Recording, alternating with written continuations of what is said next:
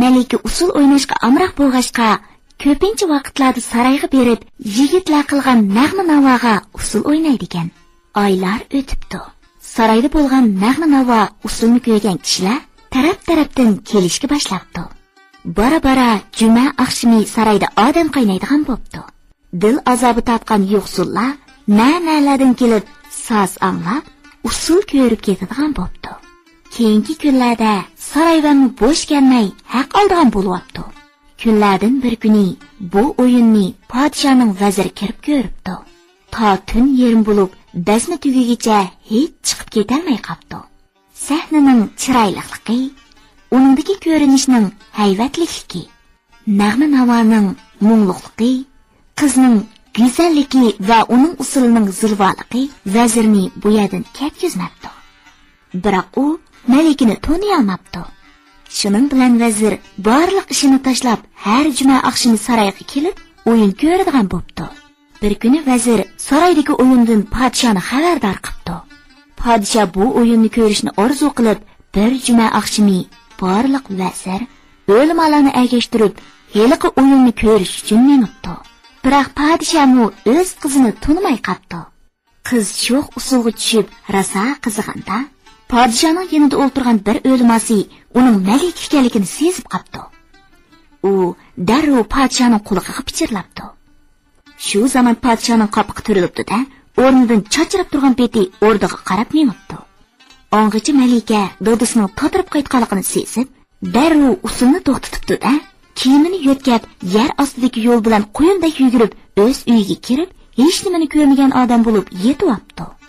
Hayal o'tmay, podsho ikki jallodni agashtirib, qo'liga mash'al tutib, malikaning uxlayotgan uyiga kirib ketdi. Qarasa, malika dunyodan beg'am holda uxlayotgan.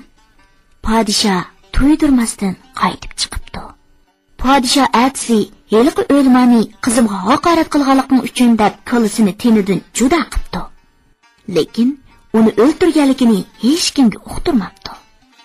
Shu kunidan boshlab podshoning ko'ngli g'ash bo'lishga boshlabdi. Yana bir jumamu kelib qoldi. Podsho boldurlar o'yinga beryapti. Ammo uning ko'nglidan o'ldirgan o'lmasining so'zi hech ketmabdi. O'yin boshlanib, qiz usulga tushibdi. Podsho qizga rosa sinchilab qarasa, o'zining qizi ekanligini yuragi tuyibdi. Biroq yana ishonmabdi. Shuning bilan u vazirga: "Ey vazir, sen bir narsa sezib o'tamsan. Yo'qsa alilari, hech narsa sezgan yo'q. Sizlar bir narsa sezib o'tamdilar. Bu mening qizimning o'ziligi. Bayqag'ina." Oy, shundaqmi ya? Sen mush yerda qarab tur. Men uyga berib kelay. Podsho shundaq deb uyga minibdi. Kishilar o'rinlaridan turib, hurmat bildirib, podshohga yo'l beribdi. Podsho darvozadan chiqib, uyga ketibdi. Shu chaqda qizning usulni to'xtatib, heliqi yo'l bilan uyga berib, jim yetyapti. Podsho qizining yoniga kirib, uning uxlayotganligini ko'ribdi-da, yana qaytib o'yinga ketdi. Podsho kelsa, qiz usul o'ynayotgan. Podsho vazirdan: "Men ketgandan keyin usul o'ynalib turdimi?" "Yo'q, podsho olim. Siz ketdingiz, usul to'xtadi. Siz kelishingiz bilanla usul boshlandi." Malika bo'lsa, bu qitim odatdagi kiyim bilanla usulga chiqibdi. Podsho buni ko'rib, "Voy" debdi-da, yana o'rnidan turgan peti uyga qarab yuguribdi. U to'p-to'g'ri qizining hujrasiga kiribdi. Podshoning kirishi bilan tangla Malikamu yer ostidagi eshikdan chiqib ketdi. Buni ko'rgan podsho darg'azabga kelib, qizini tillig'inicha uni qo'g'lashga boshlabdi. Malika bo'lsa, keyniga yenib qochibdi. Podsho qizning keynidan tushib, yer osti yo'lda qo'g'lashga boshlabdi. Shuning bilan ular o'yin qo'yilayotgan yerdan biraqla paydo bo'ldi. Podsho bu yigitlarning hunar san'at kamolatga yetganligiga hayron bo'lib, nima qilarini bilolmay turib qoldi va vazirdan maslahat so'rabdi. "Biz bu yigitlarning tegitakini surishtirib boqaylik." Podsho so'ragankan, bu yigitlar o'zlarining Ovat degan shahardagi Hekmaxon degan hunarvanning o'g'illari ekanligini, uchalasining hunarvanlikda kamolatga yetganligini, podshoning qizini suratidan ko'rib, bu shaharga kelib qolganligini so'zlab beribdi. Podshomu, vazirmu va o'yin tomosha ko'rib turganlarmu yigitlarning hunarvanlikdagi mahoratiga opirin o'qibdi. Podshoh qizini yigitlarning cho'ng'iga berib, to'y tomosha qilib beribdi. Yigitlar qizni ilib, o'z yurtlariga ravon bo'libdi.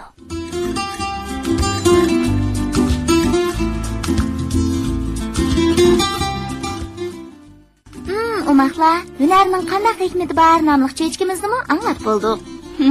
Haqiqatanmi bu dunyodagi mol-mulk, boyliklar inson uchun haqiqiy boylik bo'la olmaydi. Chunki u moddiy narsa. Moddiy narsa hamon tugaydi, kuyib ketishi mumkin. Ammo ilm, hunar har qanday yerda, har qanday sharoitda asqatadigan, o't kuyib ketmaydigan haqiqiy boylikdir. Bizning yana ozroq vaqtimiz bor ekan. Endi men sizlarga nayt qiziqarli bo'lgan aynak degan chechakni so'zlab beray, ha?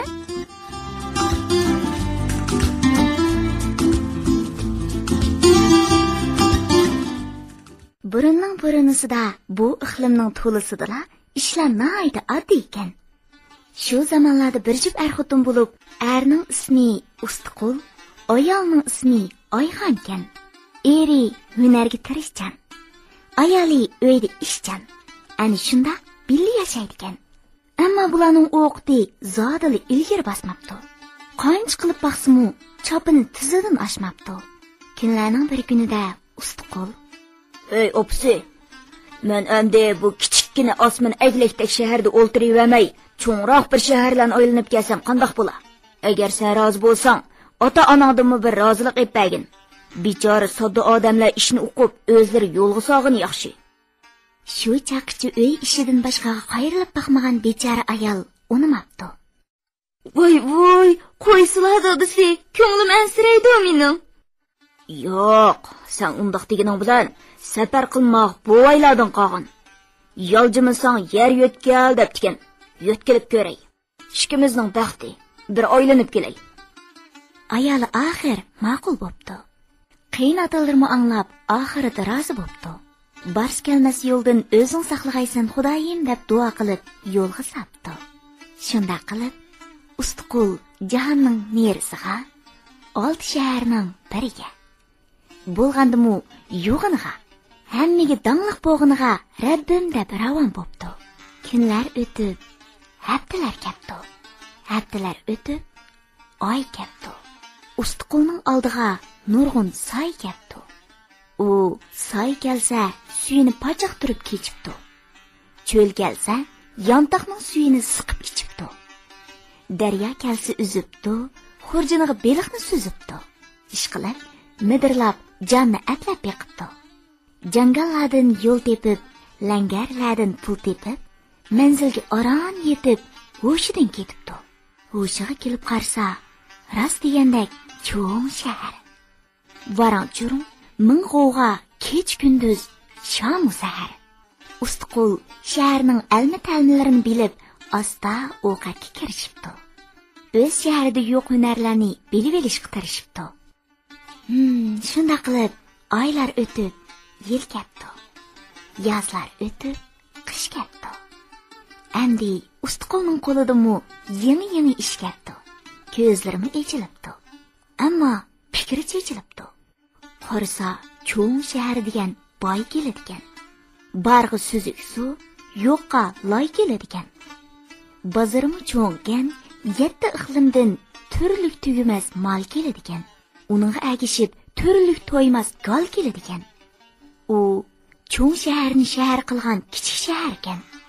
Uning ichida biri bizning shahar ekan. Osmoningda oy bormi? Oy xinimdek yer bormi deb o'z shahriga ketishning ko'yiga tushibdi. Ketmay bo'lmabdi. Kaginiga pushaymon qilib, shundoq bo'lsa-mu bir xil saymon qilib, ayoliga elib aynak suvga, ostiga elib bir yo'rg'a. Bir kuni yo'lga ravon bo'pti. Ming mushaqqat chapa yo'lmu oxir tamom bo'pti.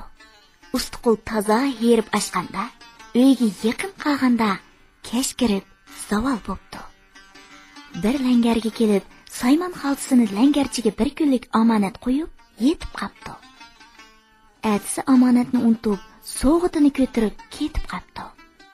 Ustiqul tang bilan tang o'z uyiga yetib ketdi. Kelsa, Ayxan aman, chiroylari saman. İkisi ko'rishibdi, xushal bo'lib kulishibdi. Ustiqul darrov xurjinni ichib, "Qorg'ina opsi, sana ajoyib bir sovg'at keldim. Qarasang, vol bir nima, o'zi bu yurti yo'q nima. Eti buning aynak, sana o'xshash oydek."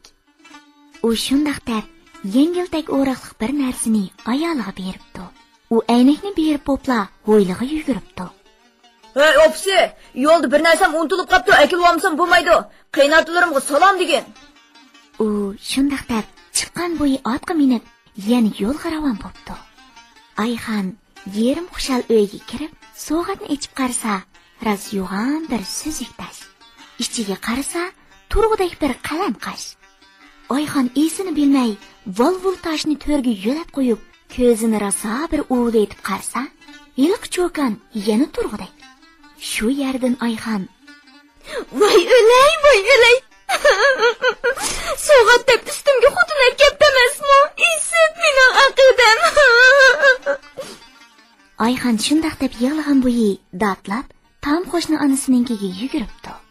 Ana hayron bo'lib, "Tuzuk so'zlar qizim, to'g'ri degin."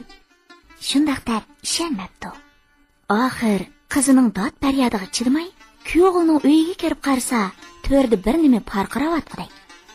Yaqin berib qarasa, bir qiyr xotin turg'udek. Chandurmay, "Assalom, tinch amon kella. O'ltirsizlar."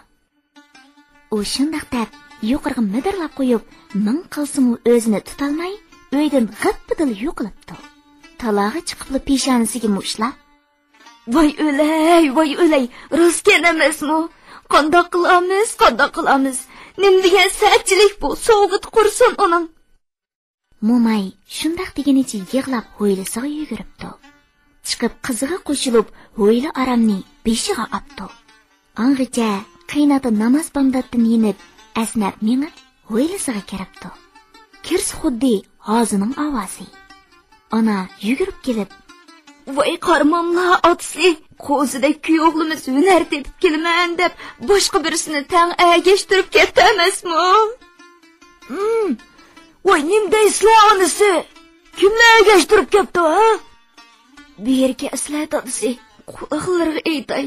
Bu kuyovlimiz oyda qizimning ustiga mendek bir qiyr xotini ep ketdi emasmi? Yo'q yurtga bormisin desam unimidilar. Mana buning nima deyilik, a? To'ysizlar mana. Xalqning oldida yuzimizni qandoq ko'tarib yurimiz deyman otasi, ha? Qizim endi u qiyrining qo'lida nima kunlarni ko'ra. Alloh, Xudoyim, Alloh." "Voy, to'lima onasi, to'lima. To'g'ri degina bir. Qani u xotin qayerda? Men bir ko'rib boqay, yura." "Voy, dadasi, bo'ldi, meni u yerga so'rmay, o'zlari ko'rib chiqsizlar. Ko'zim ko'rmasin u boshqa bola qiyrini." Ata shu yerdan asta kuyovning uyiga kirib, to'rga shundoq qarasa, bir suzuk tash parqirab turg'udek. Engishib qarasa, bir oqsoqol odam. "Assalomu alaykum, Xudo. Bu ham gaplar. Amin, Allohu akbar. Voy, o'ltirsizlar." Aynakning ichidagi mehmon shundoq o'ltirishiga ota qayrilgan bo'yi lipli qilib o'zini talog'i etibdi. Talog'i chiqib saqilini tutamlagan peti uyiga yuguribdi. "Allah, voy onasi, rostgan deyman, rostgan. Sen degan xotin o'zini chetga oldi ehtimolim. Men kirsam, u xotinning dodasi o'ltiribdi emasmi?" "Nima? Voy tehi, u qiyrining dodasimi billi ketdimi? Mana kegilik, to'yong mana." Shunday qilib, oxir bu ikki qiyri neri-beri o'ylab, oxunimga xabar qildi. Oxunim ketdi. Kelib, taqdir debdi. "Assalomu alaykum taqsir" deb shunda qo'l uzatsa, timoq tegib tashqa, o't tutishibdi boshqa. Oxunim shunda qo'rqibdi. Oytal kursini o'qibdi. Talog'i qarab hassini aran cho'qibdi. Shuning bilan dardi bala texmi yo'g'nab cho'ng bo'pti. Birdamdala bu vaqa yurt ichiga pur ketibdi. Peshinga qolmay ustiqul uyga qaytib kelsa, ayoli uyda yo'q turg'udek. Xurjulari tashlaqliq, Aynak bo'lsa to'rda turg'udek. Ustiqul hayron bo'lib, qaynotasininkiga chiqibdi. Chiqsa Wang Jung toptana. Hamma uningdan qechibdi. Ustiqulning beshi qaytibdi. Keyin o'ylasa, hamma gap ashu sirtashda, ya'ni aynakda. Arada o'qishmaslik tug'ilibdi. Ana shu yerdan Ustiqul o'ltirib, bir xafa bo'lib, bir kulib, nima qilarini bilolmay qapti. Qaynotasiga o'zir qo'yib, Oyxonni uyga yur debdi.